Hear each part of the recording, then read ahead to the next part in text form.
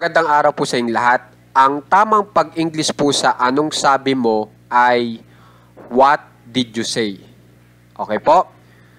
Pagdating naman sa anong sabi niya, tapos lalaki, what did he say? Okay po?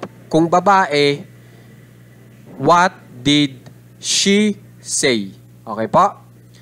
Pangatlo, anong sabi nila? What did they say? Okay po? Pang-apat, anong sabi ko?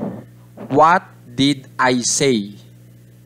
Pang-lima, anong sabi natin? Pag in-English nyo yan, what did we say? Okay?